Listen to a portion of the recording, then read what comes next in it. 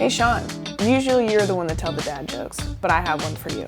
All right, let's get it. I decided to sell my vacuum cleaner. It was just gathering dust. Now I know why you guys groan when I tell these dad jokes. Yeah. Hopefully the Moneywise FAQ is fire as usual. I hope so. A question that comes up all the time: can I give my employee a stipend? It depends. There are a whole host of rules that surround a lot of these things.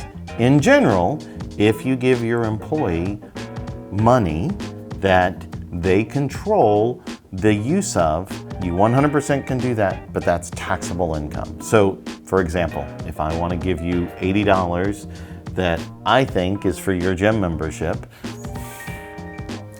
I have to give that to you as a taxable income. I can't just give you $80 and not report it to anybody, because you have the ability to decide how you use that money, so it becomes taxable income.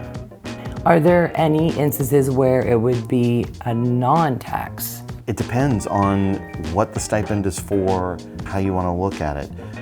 For example, some businesses who are very small businesses do have the ability to, say, pay health insurance directly. That's non-taxable, and that would be, in essence, a stipend. They're paying it directly to the company that holds the health insurance policy.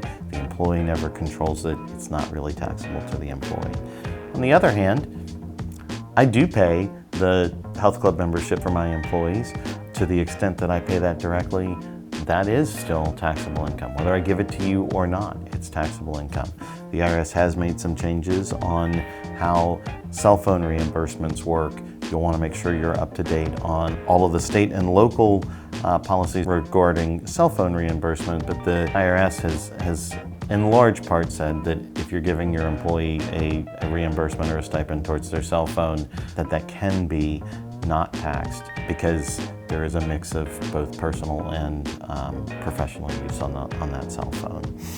I find most of the guidelines are listed on the IRS website. Whether they're easy to understand or not, they do provide guidelines for the majority of the questions we receive.